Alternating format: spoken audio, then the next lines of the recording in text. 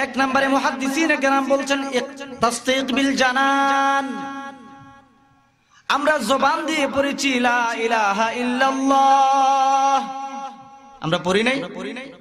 আমরা জবান দিয়ে পড়েছি লা ইলাহা ইল্লাল্লাহ মুহাম্মাদুর রাসূলুল্লাহ সাল্লাল্লাহু আলাইহি ওয়াসাল্লাম। আমরা পড়েছি আল্লাহ ছাড়া আর কোনো মাবুদ নাই এবং মুহাম্মাদুর রাসূলুল্লাহ তিনি আল্লাহর পক্ষ থেকে পাঠানো নবী এবং রাসূল। এটা শুধু জবান দিয়ে বললেই মুসলমান হওয়া যায় না।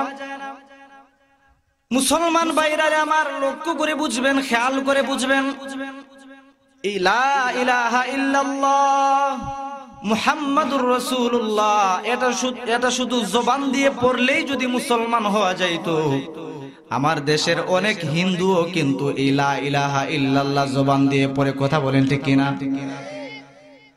আমি লক্ষ্য করেছি আমার এলাকা তো এই কদুপুরে আমার বাড়ি, যদিও ঢাকাতে থাকি। ছোটবেলা যখন দেখতাম হিন্দু কোন পুরুষ বা মহিলা বাড়িতে বিভিন্ন ধরনের আইটেম নিয়ে আসতো, এই ছোট পিচ্চি যারা আছে ওরা গিয়ে বলতো কি তুমি কালিমা পড়ো, যদি কালিমা পড়ো তাইলে তোমার জিনিস নিব, আর না হয় তোমার কাছ থেকে আমরা জিনিস নিব।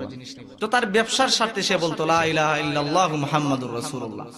আমি বুঝাতে চাচ্ছি মুসলমান এই লা ইলাহা ইল্লাল্লাহ পড়লে পরে মানুষ মুসলমান হয়, কথা সত্য, তবে শুধু জবান দিয়ে বললেই মুসলমান হয় না।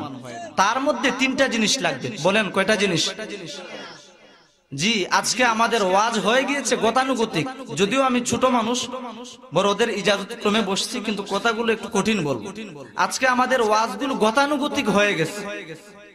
যার যত ভালো বয়স, যার যত ভালো কণ্ঠ, তার আলোচনা আমরা শুনি।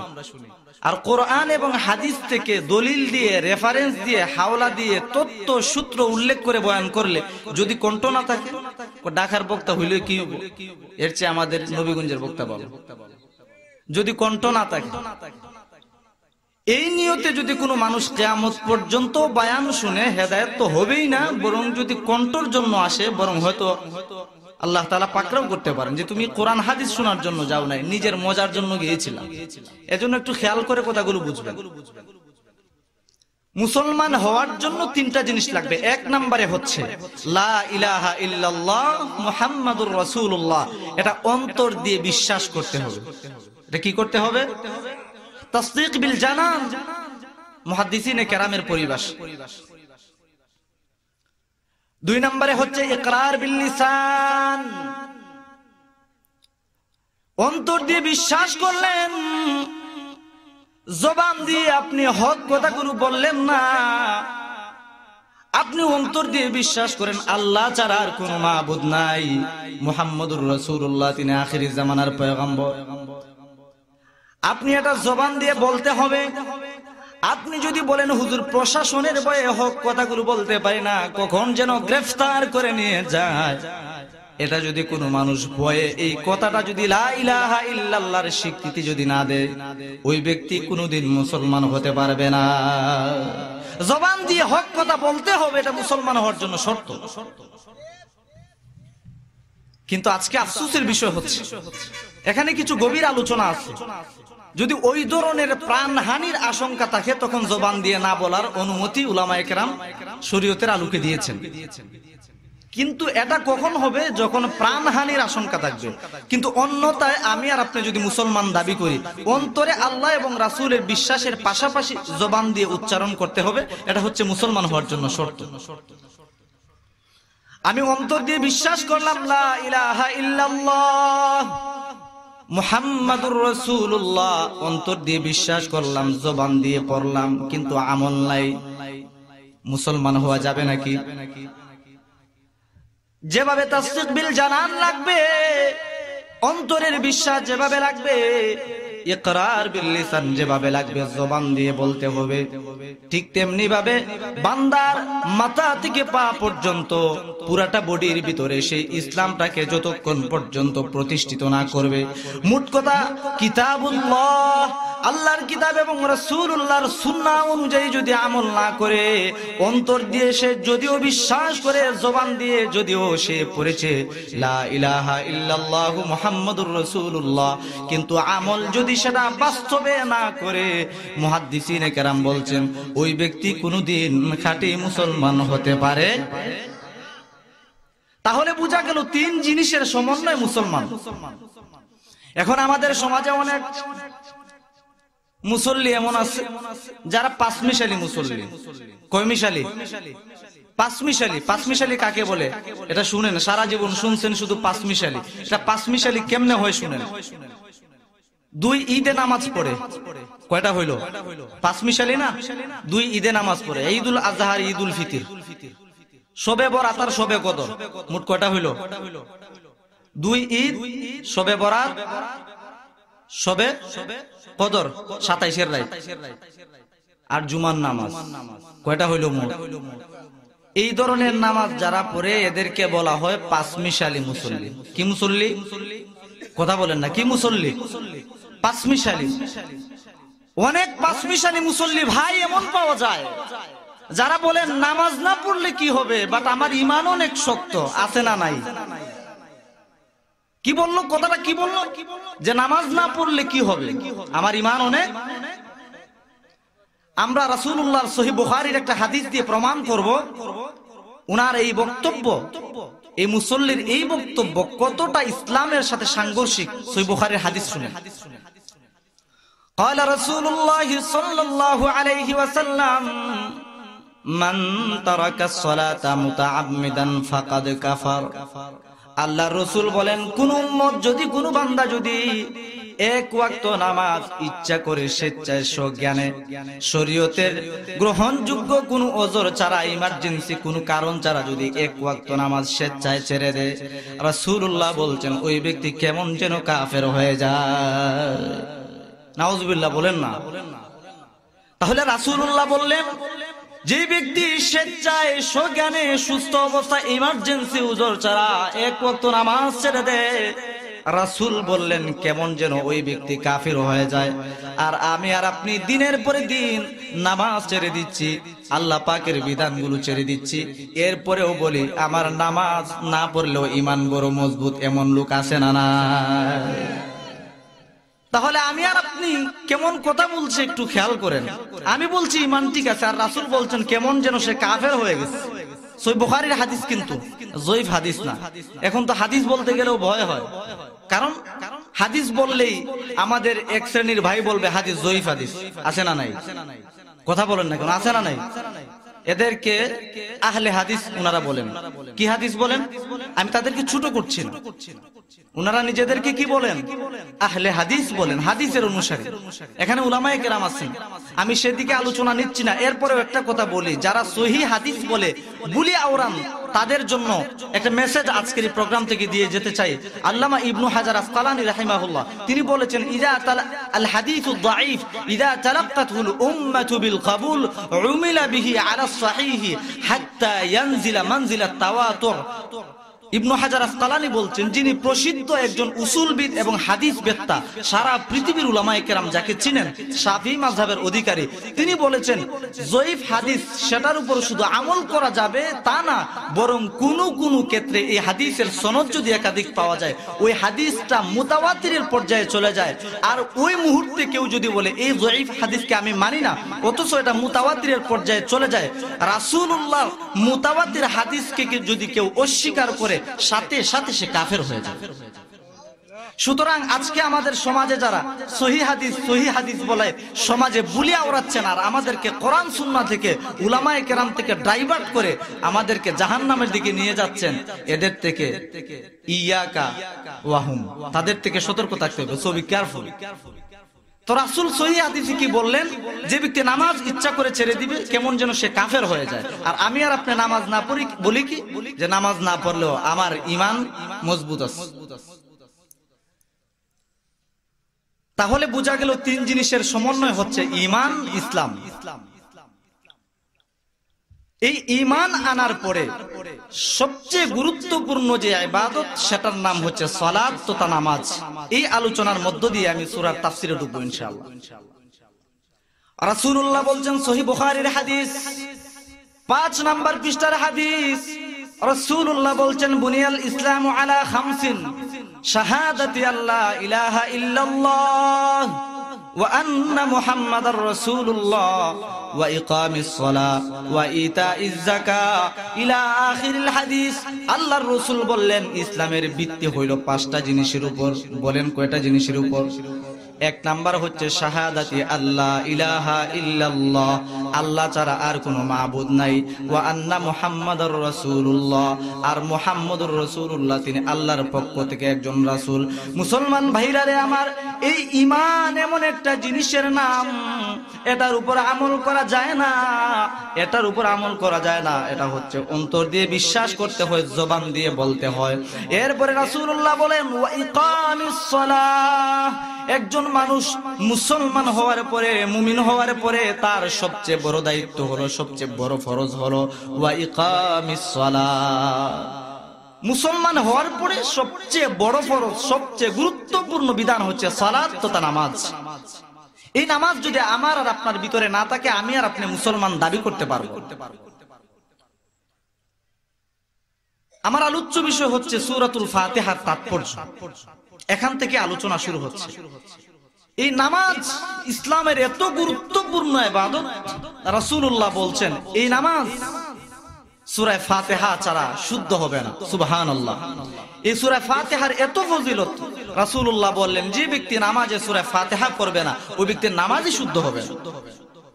কিন্তু এখন কথা হলো, হুজুর আমরা তো নামাজের মধ্যে সূরা ফাতিহা সবাই পড়ি, তাহলে আমাদের নামাজ কি শুদ্ধ হবে না? আমার আর আপনার নামাজ শুদ্ধ কতটুকু হয়, আমরা যখন তেলাওয়াত করি সূরাতুল ফাতিহা, তখনই আমাদের অনুধাবন হয়ে যায়।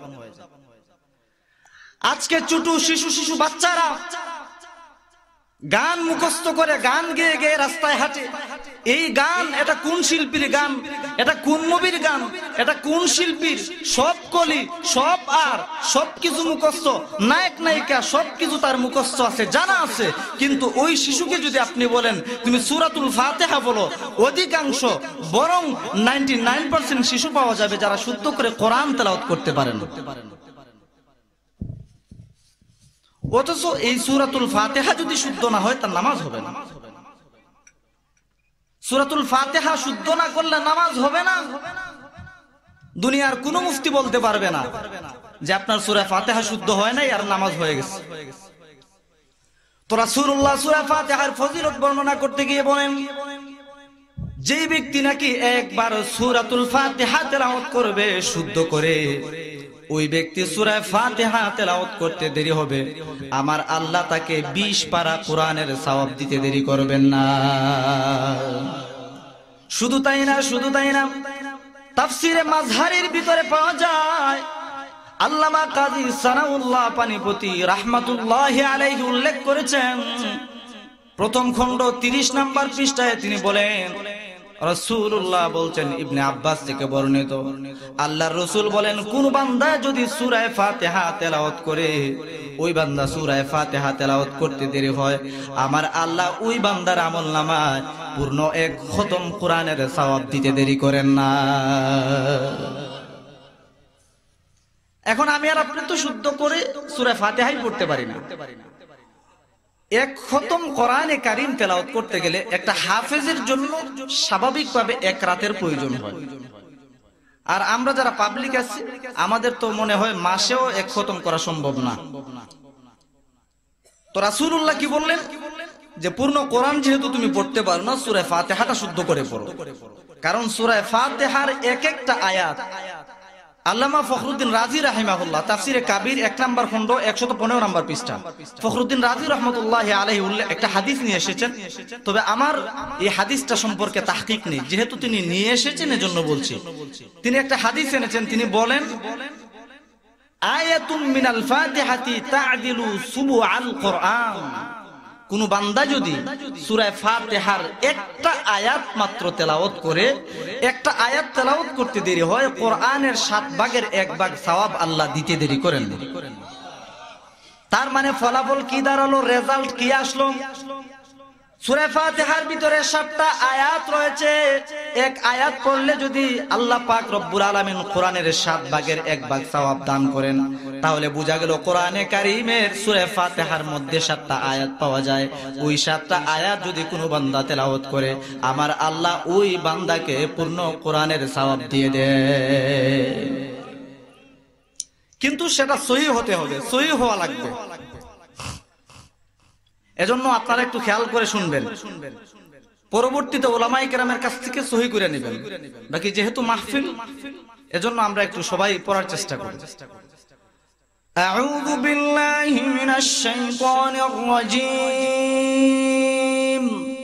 বিসমিল্লাহির রহমানির রহিম।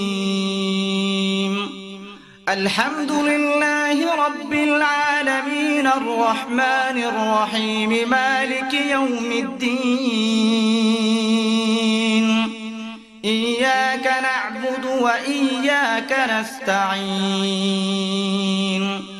ইহদিনাস সিরাতাল মুস্তাকিম সিরাতাল লাযীনা আন'আমতা আলাইহিম গায়রিল মাগদুবি আলাইহিম ওয়ালাদ-দাল্লিন।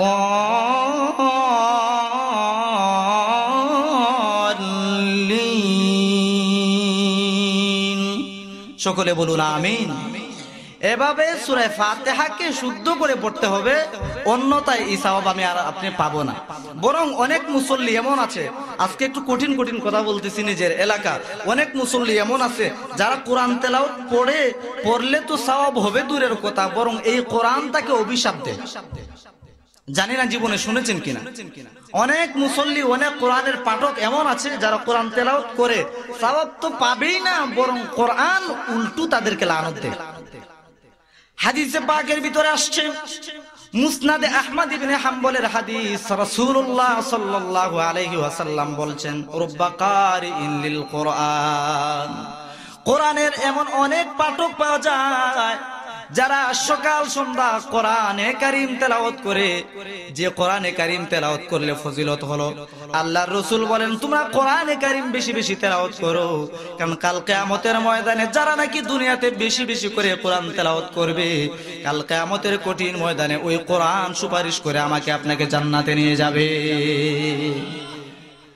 রাসূলুল্লাহ বললেন কোরআন বেশি বেশি পড়ো, কারণ কোরআন পড়লে কোরআন সুপারিশ করে জান্নাতে নিয়ে যাবে। কিন্তু আল্লাহর রাসূল অন্য আরেকটা হাদিস বললেন, রুব্বা কারিইন লিল কোরআন। অনেক পাঠক এমন পাওয়া যায় যারা দৈনন্দিন কোরআন তেলাওয়াত করে, কিন্তু সেই কোরআনটা উল্টো তার বিরুদ্ধে অভিসম্পাত করতে থাকে। সাহাবায়ে কেরাম প্রশ্ন করলেন, ইয়া রাসূলুল্লাহি, ইয়া হাবিবাল্লাহ, ওগো নবীজি, কেন কোরআন অভিসম্পাত করে, কেন কোরআন তাদেরকে বদদুয়া দেয় ইয়া রাসূলুল্লাহ? রাসূলুল্লাহ বলছেন, আমার উম্মতের যারা নাকি কোরআন শুদ্ধ করে পড়তে পারে না, বরং একটার জায়গায় আরেকটা পড়ে উল্টো পাল্টা পড়ে, রাসূলুল্লাহ বলছেন তারা কোরআন পড়লে সওয়াব হবে তো দূরের কথা, বরং তাদের আমলনামায় এই কোরআন বদদুয়া দেওয়ার কারণে গুনাহ লেখা হয়, গুনাহ, নাউজুবিল্লাহ। এই জন্য কোরআনকে শুদ্ধ করে পড়তে হবে। একবার তো আজকে আপনাদেরকে শুনিয়ে দিলাম এই ভাঙ্গা গলা দিয়া, কারণ টুকটাক মাদ্রাসাতে পড়াই, মাদ্রাসার পড়ানো তাদরিস ঠিক রেখে এভাবে দিনের কিছু কথাবার্তা বলি, তো এই ভাঙ্গা গলায় শুনিয়ে দিলাম উলামায়ে কেরামের কাছ থেকে। আপনারা পরবর্তীতে বিশেষ করে যেই সূরাগুলো নামাজে পড়তে হয় ওইগুলো আপনারা শুদ্ধ করে নেবেন। আর না হয় উলামায়ে কেরাম আছেন, কোরআন সামনে আছে, আপনি যত বড় মুসল্লি হন, নামাজ পড়তে পড়তে আপনার কপালে যদি কালো দাগও বসে যায়, বাট কোরআন তেলাওয়াত যদি আপনার শুদ্ধ না হয়, আপনার নামাজ হবে না আল্লাহর কাছে। এজন্য কোরআন তেলাওয়াত শুদ্ধ করতে রাজি আছেন সবাই? জি, সবাই হাত তুলেন কারা কারা রাজি আছেন। আল্লাহ তাআলা সবাইকে শুদ্ধ করার তৌফিক দান করেন, আমিন। এই সূরাতুল ফাতিহা এত গুরুত্বপূর্ণ সূরা। রাসূলুল্লাহর একটা হাদিস শুনেন, সহিহ বুখারীর হাদিস 2875 নম্বর হাদিস। রাসূলুল্লাহ বলছেন এই সূরাটা এত গুরুত্বপূর্ণ সূরা, যে সূরার মতো কোন সূরা তাওরাতেও নাই, ইনজিলেও নাই, জাবুরেও নাই, এমনকি কোরআনে কারীমের মধ্যেও সূরা ফাতিহার মতো আর দ্বিতীয় কোন সূরা নেই। রাসূলুল্লাহ বলছেন, হযরত আবু হুরায়রার হাদিস, হযরত আবু হুরায়রা রাদিয়াল্লাহু তাআলা আনহু বলছেন, আন্না রাসূলুল্লাহ সাল্লাল্লাহু আলাইহি ওয়াসাল্লাম খারাজা আলা উবাই ইবনে কাব। আল্লাহর রাসূল একদিন হযরতে আবু হুরায়রার পাশ দিয়ে যান। হযরতে আবু হুরায়রা রাদিয়াল্লাহু তাআলা আনহু ওয়া হুয়া ইউসাল্লি, তিনি নামাজ পড়তেছেন, আল্লাহর রাসূল পাশ দিয়ে যাচ্ছেন। আল্লাহর রাসূল ডাকলেন, হে উবাই। কিন্তু হযরতে উবাই ইবনে কাব রাদিয়াল্লাহু তাআলা আনহু নামাজ পড়তেছেন, আল্লাহর রাসূল ডেকেছেন, এরপরেও নামাজ ছাড়েন নাই। সুবহানাল্লাহ। আল্লাহর রাসূল ডেকেছেন, এরপরেও হযরত উবাই নামাজ ছাড়েন নাই। কিন্তু আমি আর আমার আর আপনার নামাজের অবস্থা তো এমন, যদি মশা কামড় দেয় সে মশাকে মুহূর্তের ভিতরে খতম করে দেয়। নামাজের মধ্যে যখন দাঁড়ায়, নামাজের মধ্যে দাঁড়িয়ে আমার মন চলে যায় বাড়িতে, কারো মন চলে যায় গাড়িতে, কারো মন চলে যায় নারীতে, কারো ব্যবসা বাণিজ্যে, ফ্যাক্টরিতে, গার্মেন্টসে, বিভিন্ন দিকে চলে যায়। অথচ রাসূলের সাহাবীর নামাজ কেমন? আল্লাহর রাসূল যাচ্ছেন হযরত উবাইয়ের পাশ দিয়ে, আল্লাহর রাসূল ডেকেছেন, দুনিয়ার সাধারণ কোন মানুষ ডাকেন নাই।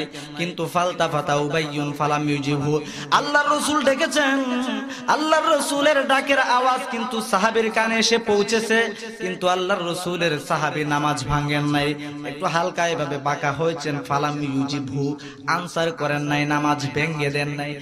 মনে মনে ভাবলেন তাড়াতাড়ি নামাজ শেষ করে রাসূলুল্লাহর কাছে, কারণ রাসূলুল্লাহর ডাকে সাড়া দেওয়া এটাও ওয়াজিব, ফরজ, নামাজ পড়া এটাও ফরজ।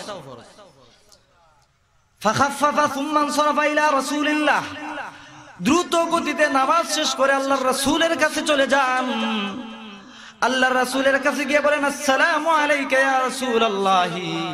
ইয়া রাসূলুল্লাহ, আপনি আমাকে ডেকেছেন নাকি? আল্লাহর রাসূল বললেন, ওয়া আলাইকাস সালাম, হ্যাঁ আমি তোমাকে ডেকেছি।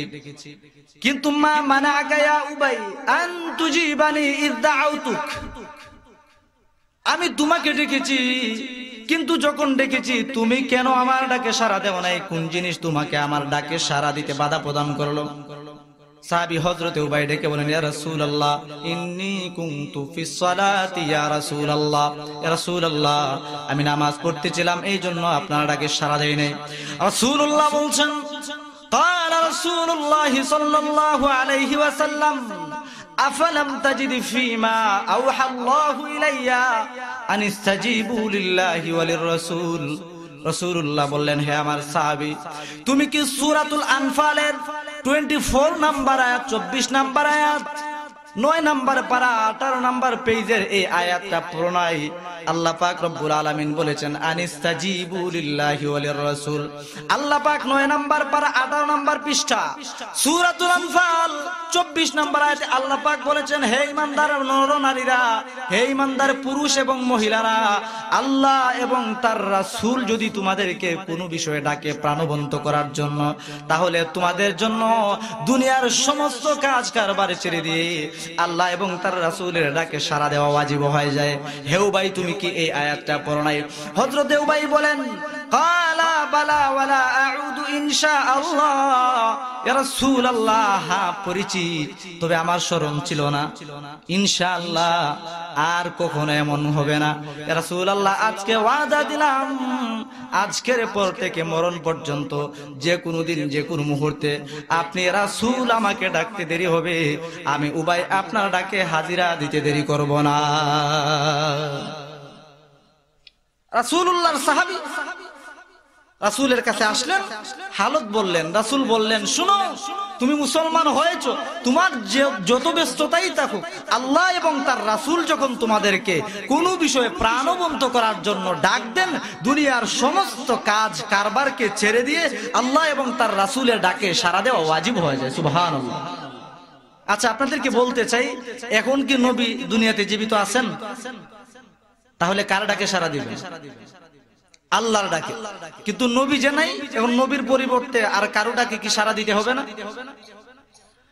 রাসূলুল্লাহর হাদিস, সহিহ বুখারীর হাদিস, আল্লাহর রাসূল বলেন, ইন্নাল উলামা ওয়ারাসাতুল আম্বিয়া ওয়া ইন্নাল আম্বিয়া আলাম ইউওয়ারিসু দিনারা ওয়ালা দিরহামা। রাসূলুল্লাহ বলছেন, আমি তো এই দুনিয়ার জমিনে চিরকাল থাকবো না। ওয়া মা মুহাম্মাদুন ইল্লা রাসূল কাদ খালাত মিন ক্বাবলিহির রাসূল। 7 নাম্বার পারা, 4 নাম্বার পারা, 7 নাম্বার পেজ, 4-5 নাম্বার লাইনে আল্লাহ তাআলা বললেন, মুহাম্মদুর রাসূলুল্লাহ তিনিও তো একজন তোমাদের মতোই সাধারণ মানুষ। যেহেতু তিনি মানুষ, দুনিয়া থেকে চলে যাবেন, চিরদিন চিরকাল নবী মুহাম্মদুর রাসূলুল্লাহ এই পৃথিবীতে বেঁচে থাকবেন না। সুতরাং যখন নবী চলে যাবে, নবী এই পৃথিবী থেকে চলে যাওয়ার পর রাসূলুল্লাহ বলছেন, আমার জানিসিন, আমার উত্তরাধিকারী এই জমিনে উলামায়ে কেরামকে রেখে গেলাম। সুবহানাল্লাহ। সুতরাং বর্তমানে আল্লাহর ডাকে এবং রাসূলের ডাকে, এবং রাসূল যেহেতু নাই, হক্কানি উলামায়ে কেরামের ডাকে দুনিয়ার সমস্ত কাজ কারবার ছেড়ে দিয়ে তাদের ডাকে সাড়া দেওয়া ওয়াজিব হয়ে যায়। কিন্তু আমার আর আপনার অবস্থা কি? নিজে তো আলেম হই নাই, যারা আলেম হয়েছে তাদেরকে দেখতে পারি না। একটু কঠিন করে কথা বলতে হয়। রাসূলুল্লাহ বলছেন, যারা উলামায়ে কেরামের সাথে বিরোধিতা করবে আমার ভয় হয়, আখাফু আলাইহিল কুফর, তারা কাফের হয়ে মারা যায় কিনা আমার ভয় হয়। এজন্য খবরদার, আপনি যাই করেন, আপনি নেতা হন, আপনি ব্যারিস্টার হন, ম্যাজিস্ট্রেট হন, ইঞ্জিনিয়ার হন, বিসিএস ক্যাডার, যাই কিছু হন, আপনি অন্তত আলেমের সাথে বেয়াদবি করবেন। কারণ আলেমের সাথে যারা বেয়াদবি করেছে তাদের পরিণাম শেষ পর্যন্ত ভালো হয় না। আল্লামা শাহ আহমদ শফীকে আল্লাহর এক বান্দা কুলাঙ্গার বলে গালি দিয়েছিল। কয়েকদিন আগে তার ফাঁসির রায় হয়েছে, আপনারা শুনেছেন। সচেতন মানুষ, আমি নাম নিচ্ছি না। উলামায়ে কেরামকে যারা গালি দেয়, দুনিয়াতে আল্লাহ তাদের বিচার করে দেয়। যাক, আমি সেদিকে যাচ্ছি না, শুধু এটা বুঝাতে চাচ্ছি, আল্লাহ এবং তার রাসূল যখন আমাকে আর আপনাকে কোনো বিষয়ে ডাক দেন, দুনিয়ার সব কাজ ছেড়ে দিয়ে আল্লাহ এবং তার রাসূলের ডাকে, আর বর্তমানে যেহেতু রাসূল নেই, নাইবে রাসূল, নাইবে নবী, উলামায়ে কেরামের ডাকে সাড়া দেওয়া ওয়াজিব হয়েছে। এজন্য আমাদেরকে যখন হক্কানি উলামায়ে কেরাম কখনো যদি ডাক দেন আমাদেরকে, তখন তাদের ডাকে সাড়া দেওয়া, এটা কোরআনের নির্দেশ, আল্লাহর নির্দেশ, ইসলামের নির্দেশ। তাদের ডাকে সাড়া দিতে হবে। আল্লাহর রাসূল হযরত উবাইকে বললেন, হে উবাই, তাহলে একটা মজার কথা শুনে নাও। আতুহিব্বু আন উআল্লিমাকা সূরাতান লাম ইয়ানজিল ফিত তাওরাতি ওয়ালা ফিল ইনজিলি ওয়ালা ফিজ জাবুরি ওয়ালা ফিল কুরআনি মিসলুহা। হে ভাই, তুমি কি চাও আমি তোমাকে এমন একটা সূরা শিক্ষা দেই যে সূরার মতো কোন সূরা তাওরাতে নাই, যে সূরার মতো কোন সূরা ইনজিলে নাই, যে সূরার মতো কোন সূরা জাবুরে নাই, যে সূরার মতো কোন সূরা কোরআনে কারীমের মধ্যেও নাই? তুমি কি চাও নাকি তোমাকে আজকে এমন একটি সূরা শিক্ষা দিব? সাহাবী হযরত উবাই বলেন, কালা নাম ইয়া রাসূলুল্লাহ, ইয়া রাসূলুল্লাহ, জি আপনি আমাকে ওই সূরাটা শিক্ষা দেন। আল্লাহর রাসূল আবার তাকে প্রশ্ন করলেন, হে উবাই, এই যে তুমি একটু আগে নামাজ পড়লা, নামাজের মধ্যে কি তুমি তেলাওয়াত করেছো? কাইফা তাকরাউ ফিস সালাহ, নামাজে তুমি কিভাবে তেলাওয়াত করেছো, কি পড়েছো? সাহাবী হযরত উবাই ডেকে বলেন, কারাতুল কুরআন ইয়া রাসূলুল্লাহ, ইয়া হাবিবাল্লাহ, আমি নামাজের মধ্যে সূরা ফাতিহা তেলাওয়াত করেছি। সুবহানাল্লাহ।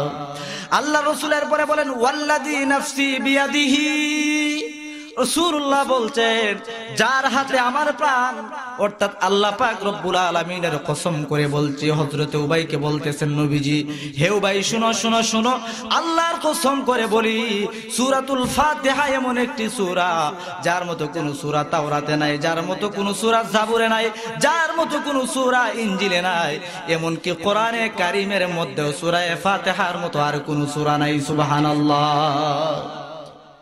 শুধু তাই না, তাফসীরে কাবীরের মধ্যে উল্লেখ করা হয়, যেই ব্যক্তি নাকি এই সূরা ফাতিহা পূর্ণ মাত্রায় তেলাওয়াত করবে, সই শুদ্ধ করে, তাফসীরে কাবীরের মধ্যে ফখরুদ্দিন রাজি উল্লেখ করেছেন, তাওরাত, জাবুর, ইনজিল, কোরআন, এই চারটা কিতাব পড়লে যেই পরিমাণ সওয়াব হয়, আমার আল্লাহ সূরা ফাতিহা পড়লে সেই পরিমাণ সওয়াব দিয়ে দেয়।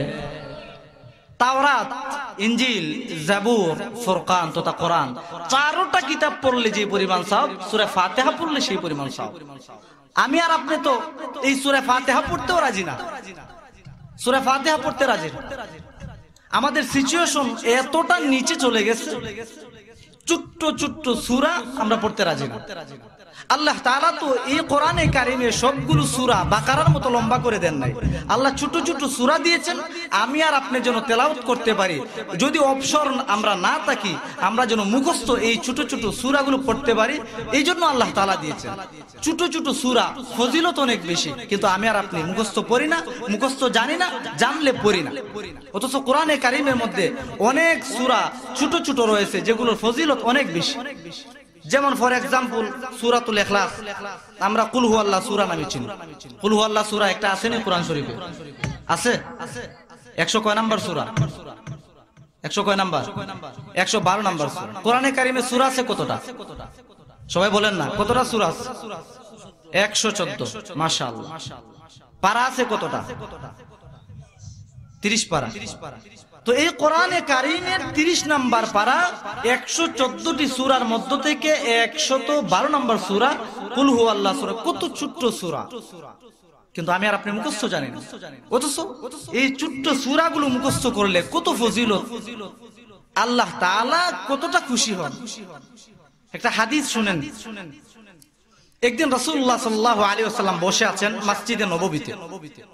সাহাবায়ে কেরামকে নিয়ে রাসূলুল্লাহর একটা আদত ছিল, ফজরের নামাজ পড়ে রাসূলুল্লাহ মুসল্লিদের দিকে চেহারা ঘুরিয়ে সাহাবায়ে কেরামের দিকে ঘুরে বসতেন। কেউ কোনো স্বপ্নে দেখলে রাসূল সেটা শুনতেন, রাসূল স্বপ্নে দেখলে সেটা সাহাবায়ে কেরামকে শুনাইতেন। এটা রাসূলুল্লাহর আদত ছিল, এটা সুন্নাত। এজন্য দেখবেন ইমাম সাহেবান যারা আছেন ফজরের নামাজ পড়ে মুসল্লিদের দিকে মুখ করে তারা বিভিন্ন আমল করতে থাকেন, এটা রাসূলুল্লাহর সুন্নাত। তো রাসূলুল্লাহ বসে আছেন, হঠাৎ করে জিবরিল রাসূলের কাছে আগমন করলেন। জিবরিল এসে বললেন, ইয়া রাসূলুল্লাহ, ইয়া হাবিবাল্লাহ, এই শীতের দিনে আপনার ওই যে সাহাবী হেঁটে যাচ্ছে চাদর পরে, আপনি কি তাকে চিনেন নাকি? আর রাসূলুল্লাহ বলছেন হঠাৎ করে তার কথা ব্যাপারটা কি, কেন, কি হয়েছে? হযরত জিবরিল বলেন, ইয়া রাসূলুল্লাহ, ইয়া হাবিবাল্লাহ, ওগো নবীজি, আপনি ওই সাহাবীকে চিনেন নাকি বলুন। আল্লাহর রাসূল বললেন, ওই সাহাবীটা আমার প্রিয় সাহাবী, আমার অত্যন্ত কাছের মহব্বতের সাহাবী, যে সাহাবীর নাম হলো হযরত আবু যর। কি নাম? কথা বলেন, কি নাম? হযরত আবু যর গফারি রাদিয়াল্লাহু তাআলা আনহু, যিনি রাসূলুল্লাহর খাদেম ছিলেন, সারা জীবন রাসূলুল্লাহর খেদমত করেছেন। মুসলমান ভাইরা আমার, রাসূলুল্লাহর খেদমত করার কারণে আল্লাহ পাক রব্বুল আলামিন এই আবু যরের মর্যাদা কতটা বাড়িয়ে দিয়েছেন। আজকে আমরা নায়েবে নবী উলামায়ে কেরামের খেদমত করতে রাজি না, বরং উল্টা ইট পাটকেল তাদের দিকে মারি। অথচ সাহাবী হযরতে আবু যর রাসূলুল্লাহর খেদমত করার কারণে আল্লাহ পাকের কাছে কতটা সম্মানিত হয়েছেন। কবিতার ভাষায় বলছেন, হযরতে আবু যর গফারি খাদিমে খায়রুল বাশার, খেদমতো মে জিন্দেগি ভর না বানায়া আপনা ঘর। কবি বলতেছেন হযরতে আবু যর এমন একজন সাহাবীর নাম হযরতে আবু যর, যিনি রাসূলুল্লাহর খেদমত করার কারণে এত বেশি সারাটা জীবন ভর রাসূলের খেদমত করেছেন। রাসূলের খেদমতের কারণে নিজের ঘরটুকু বানাতে পারেন নাই। সুবহানাল্লাহ। জিবরিল বললেন, ইয়া রাসূলুল্লাহ, আপনি কি তাকে চিনতে পেরেছেন? আল্লাহর রাসূল বললেন, অবশ্যই, সে তো আমার খুব কাছের, খুব নিকটের, খুব মহব্বতের সাহাবী হযরতে আবু যর।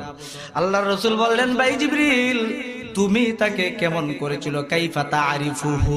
আল্লাহর রাসূল বললেন, হে জিবরিল, আমি তো আমার সাহাবীকে চিনলাম, আমি তো চিনি, তুমি কেমন করে চিনো? আল্লাহর রাসূলকে জিবরিল ডেকে ডেকে বলে, ইয়া রাসূলুল্লাহ, ইয়া হাবিবাল্লাহ, ওগো নবীজি, আমি শুধুমাত্র আপনার সাহাবী আবু যরকে আমি শুধু জিবরাইলই চিনি তা নয়, বরং আসমানের সমস্ত ফেরেশতারা আপনার সাহাবী আবু যরকে চিনে। সুবহানাল্লাহ। শুধু তাই না, এই মুহূর্তে আরশের মালিক আল্লাহ তাআলা আপনার সাহাবী আবু যরের আলোচনা আল্লাহ নিজেই করতেছেন। সুবহানাল্লাহ। আল্লাহর রাসূল বললেন, লিমায়া জিবরিল, আল্লাহ পাক রব্বুল আলামিন আবু বকরকে বাদ দিয়ে, উমরকে বাদ দিয়ে, উসমানকে বাদ দিয়ে, আলীকে বাদ দিয়ে, বড় বড় সাহাবী যারা জলিলুল কদর সাহাবী, তাদেরকে বাদ দিয়ে হযরতে আবু যরের আলোচনা আল্লাহ পাক রব্বুল আলামিন কেন আরশের মধ্যে করতেছেন? রাসূলুল্লাহকে বলতেছেন, জিবরিল ডেকে বলছেন, ইয়া রাসূলুল্লাহ ইয়া হাবিবাল্লাহ লিকাসরাতি তিলাওয়াতিল কুরআন। রাসূলুল্লাহ বলছেন, জিবরিল বলছেন, ইয়া রাসূলুল্লাহ আপনার ওই সাহাবী বেশি বেশি করে লিকাসরাতি তিলাওয়াতি সূরাতুল ইখলাস। রাসূলুল্লাহকে লক্ষ্য করে বলছেন, ইয়া রাসূলুল্লাহ আপনার ওই সাহাবী প্রতিদিন সকাল সন্ধ্যায় যখন সুযোগ পায় কুল হুয়াল্লাহ সূরা সব সময় পড়তে থাকে। আর কুল হুয়াল্লাহ সূরা পড়াটা আল্লাহ পাকের কাছে এতটা পছন্দনীয় হয়ে গিয়েছে, যার কারণে আরশের মালিক হযরতে আবু যরের মর্যাদা আকাশচুম্বী বাড়িয়ে দিয়েছেন। সুবহানাল্লাহ। এই ছোট্ট সূরা কুল হুয়াল্লাহ সূরা 3 বার যদি পড়েন, পূর্ণ কোরআন পড়লে যে সওয়াব, সূরা ফাতিহা পড়লে সেই সওয়াব। কিন্তু আমি আর আপনি তো পড়তে রাজি না। তো রাসূলুল্লাহ কি বললেন, সূরা ফাতিহার মতো কোন সূরা কোরআনে কারীমের মধ্যেও নেই। তো আসুন আমরা সূরা ফাতিহার কিছু তরজমা শুনে আলোচনা শেষ করে দেব। আল্লাহ তাআলা সর্বপ্রথম এই সূরা ফাতিহা শুরু করলেন আলহামদুলিল্লাহি রাব্বিল আলামিন দিয়ে। এই পৃথিবীতে আল্লাহ তাআলা কিতাব সহিফা নাজিল করেছেন মোটামুটি 104টা কম বেশ, যেগুলা প্রসিদ্ধ পাওয়া যায়। 104টির মধ্য থেকে সর্বশ্রেষ্ঠ হচ্ছে 4টি, তাওরাত, ইনজিল, জাবুর, এরপরে কি কোরআন। এই 4টা, এই 4টির মধ্যে সর্বশ্রেষ্ঠ হচ্ছে কোরআনে কারীম, লেটেস্ট বুক, সর্বশেষ কিতাব। ওহীর দরজা ক্লোজ করে দেওয়া হয়েছে, বন্ধ করে দেওয়া হচ্ছে। তো এই কোরআনে কারীম হচ্ছে আসমানি সমস্ত কিতাবের মধ্যে শ্রেষ্ঠ, আর কোরআনে কারীমের মধ্যে সবচেয়ে শ্রেষ্ঠ সূরা হচ্ছে সূরাতুল ফাতিহা। আর এই সূরাতুল ফাতিহা আল্লাহ তাআলা শুরু করেছেন আলহামদুলিল্লাহি রাব্বিল আলামিন, এটা দিয়ে আলহামদুলিল্লাহি রাব্বিল আলামিন। অর্থ কি? অর্থ হলো সমস্ত প্রশংসা একমাত্র কার জন্য? আরো জোরে, কার জন্য? আল্লাহর জন্য। সুতরাং প্রশংসা সব সময় কার করতে হবে? আল্লাহর করতে হবে। আমরা সুখে দুঃখে কার প্রশংসা করব? খাওয়ার সময়, ঘুমানোর সময়, সুদ খাওয়ার সময় আল্লাহর। সর্বাবস্থায় প্রশংসা করতে হবে কার? আল্লাহর। এখন একটা জিনিস বুঝেন, সামাজিক এক্সাম্পল দিচ্ছি। কোন মানুষ যদি বলে তোমরা সবাই মিলে আমার প্রশংসা করবা, মানুষটাকে ভালো মানুষ বলবে না পাগল বলবে? বরং অনেকেই বলবে তাকে পাবনা পাগলাগারে পাঠানো দরকার। কথা বলেন ঠিক কেন? আমি যদি বলি আপনারা আমার সবসময় প্রশংসা করেন, আপনারা আমাকেও মেন্টাল বলবেন। নিজের প্রশংসা করা কখনোই প্রশংসিত নয়। নিজে যাকে বড় বলে বড় সেই নয়, অন্য যাকে বড় বলে বড় সেই আছে না? তাহলে আল্লাহ তাআলা নিজে কেন নিজের প্রশংসা করলেন? আসমানি সমস্ত কিতাবের মধ্যে শ্রেষ্ঠ কিতাব হচ্ছে কোরআনে কারীম। আর এই কোরআনে কারীমটাকে আল্লাহ অন্য কিছু দিয়ে শুরু করতে পারলেন না, আল্লাহ নিজের প্রশংসা দিয়ে এই কোরআনে কারীম শুরু করলেন। এটা তো প্রশ্ন জায়গা, আল্লাহ নিজের প্রশংসা নিজে কেন করলেন? এটারও জবাব ইবনে মাজার ভিতরে পাওয়া যায়।